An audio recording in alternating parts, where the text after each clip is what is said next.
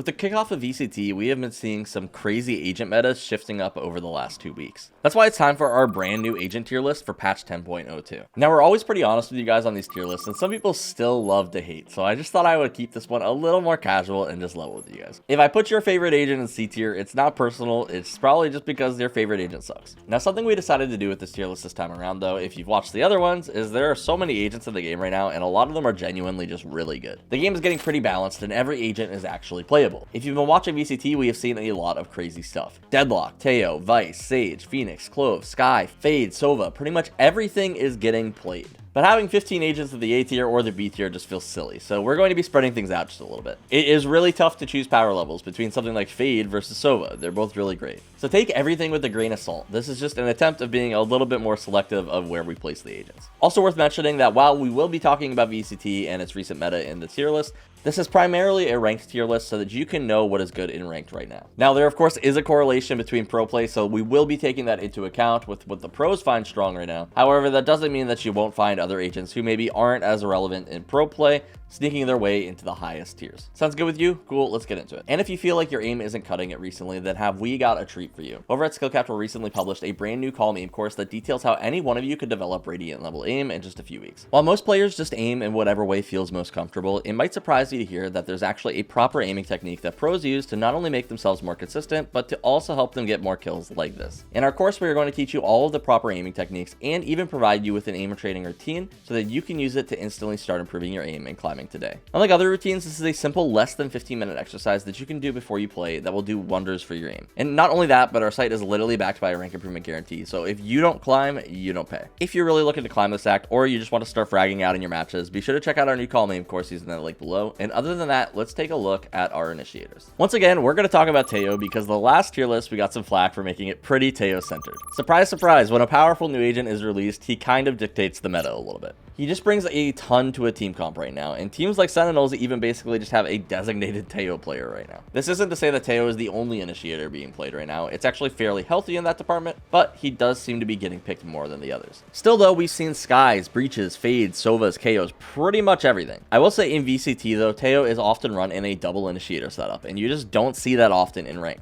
It's tough to get anything less than 2 duelists on your team. We all know how it is in ranked. And while Tejo isn't gutted in this situation, he loses a little bit of power, it feels like. He's a really great combo agent, and if you're not comboing, he's still good, just not insane. For this reason, we're actually dropping Tejo out of the S tier into the A tier. Awesome agent, just hard to get full value out of him in ranked. Now, an agent that has creeped up a lot more over the past few months has been Fade. Fade is just a really well-rounded agent that seems to be the favorite across a couple of pro teams on most maps. In the current map pool, Fade is great on Bind, Lotus, and Pearl, and can kind of be seen as a replacement to Sova in these settings. With 2 Prowlers and her Haunt, Fade can just clear out so much space, and similar to Tejo, she's got a lot of great combo potential with her C's. We all love a powerful execute or retake ultimate as well, and Fade's is just really good. There's not a ton to say about Fade, she's just really solid, and her kit provides a ton of information. With so many good initiators, it can be kind of awkward for some of them. One initiator who used to be at the top actually was Skye. She's kind of got us shafted a little bit in the meta, not to say that Skye isn't good, but just there are so many good initiators. Skye oftentimes gets overshadowed. That being said, she is still great to be picked on maps like Split or Bind. This is likely due to the design of the maps. With all those tight corners, Skye's dog and ult can get pretty good value on these maps to clear out space, as well as her flashes give her that extra bit of edge that agents like Fade and Sova just don't have. When you consider that all the really tall structures on Split and corners on maps like Bind kind of hurt the value of Haunt and Sova's Recon, Skye just sees a lot more play on these maps. Now, it is worth mentioning that we created a D tier this time around for agents that you really should not be picking in ranked. They're not bad agents in the right hands, but for ranked, just save yourself the trouble. KO is the first agent we're going to talk about since we're in the initiator section. He's still being played in VCT and brings something pretty much no other agent brings to the team with his suppression, but he's really, really hard to play and takes a lot of coordination. Genuinely, unless you're scrimming, just don't bother right now. Now it's time for our duelist role. Casey, this is a ranked tier list. Why is Reyna so low? Listen guys, if you're low elo, Reyna can run you over for sure, but so can any other agent in the hands of somebody who can aim. The reality is that Reyna just isn't that good. If your opponents can't shoot back or can't land trades, Reyna can work. But her utility doesn't really give you much of an option, and you really need to be playing mechanically above your level for Reyna to work, and for most of you, you're just not him. And even if you were him, you'd probably get more value on another agent. Now for the agents that we've been seeing the most in VCT, far above all, starting with Raze.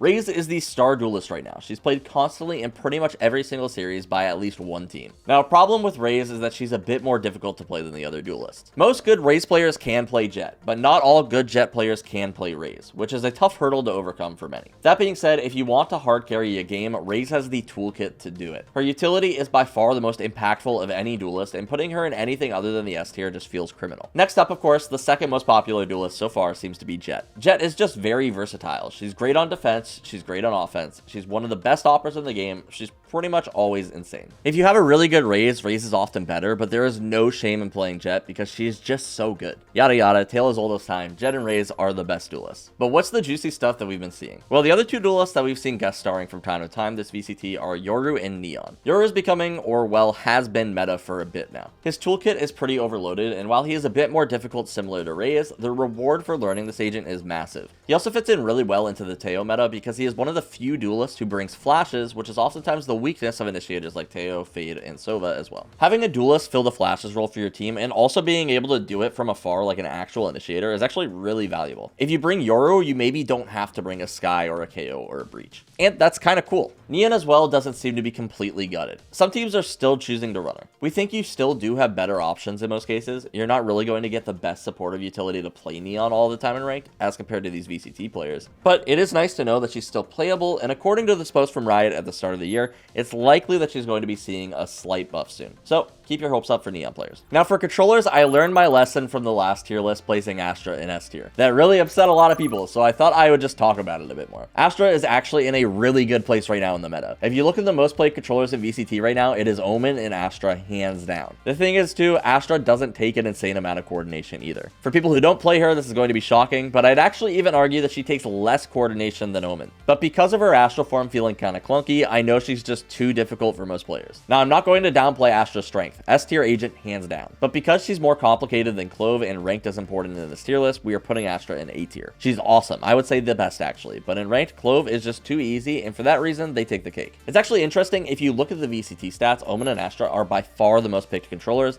Clove is hardly getting picked at all, but in ranked, Clove's win rate has been insane for forever. And coincidentally, Omen's win rate has also been really bad for a while in ranked. This has led us to believe for a while that Omen just benefits more from a coordinated team who can capitalize on his blind and his refreshing smokes. And in ranked, Omen doesn't necessarily want to rush rounds. He benefits from having them play out just a little bit more so he can refresh his smokes and lurk a little bit. But the reality of ranked is that many times you won't get any value out of your blind, and your refreshing smokes won't even end up mattering because rounds are just generally shorter. We're placing Omen in the B tier not to downplay his strength. Clearly, pro teams still favor Omen, but we just don't think that ranked players are getting the most value out of him. Instead, we're actually placing Brimstone fairly high for a similar reason to Clove. He's just simple. Really easy to get value out of and run it down. He doesn't have refreshing smokes, but this doesn't necessarily matter in these shorter rounds, which is exactly what you encounter in ranked. Pretty much all of his util is high impact, and he's just a great agent. Finally, again, referencing our D tier, Harbor finds himself right next to KO. He's getting buffed soon, but just don't pick him right now. Finally, moving on to Sentinels, I am sticking with my guns here. Stall Sentinels are busted in ranked. Take a look at the top win rates in ranked for Sentinels, and it's clear there is a trend right now with Sage, Vyse, and Deadlock all sticking out above the others. Again, rounds in ranked are a lot faster than they are in pro play, and being able to just shut down a push entirely is really valuable. Now, these stall Sentinels are being played in VCT as well, but not as much as the more info-focused Sentinels like Killjoy and Cypher. It's safe to say they are all in a pretty good place. Chamber is probably the weakest, but we are still highly pushing Vyse in the current meta. Of all the stall Sentinels, Vyse is definitely seeing the most play in VCT right now, particularly on maps like Lotus and Pearl. Her entire kit is just really powerful right now. Her flash is tough to dodge, her thorns last an insane amount of time while covering a massive amount of space, and then her wall and ultimate are just highly impactful pieces of utility. I'm going to be saying it until the end of time, but don't sleep on Vyse. Your favorites Cypher and Killjoy are both still very powerful though. With a map pool featuring 2 maps with 3 spike sites as well as Fracture being in the rotation, map coverage can be really valuable. While we expected Tejo to do a pretty big hit to Killjoy, we're actually not seeing it play out that way all the time. Tejo definitely can break Killjoy's utility with his missiles, but there are so many ways that you can mix up your setups, and having a 40-second window between his missiles where you can ult as Killjoy definitely leaves a little bit of counterplay. While we expected Tejo to really make Killjoy suffer, it's definitely not enough to force her out of the meta completely, and plenty of pro teams are still favoring Killjoy. That being said, Cypher is kind of the king of VCT right now. He faces nerf after nerf, but global tripwires and a camera that lets him lock down so much space is just too strong. While in low elo, many Cypher players are kind of just loading up their tripwires on site and not really getting full value out of the map coverage he can provide,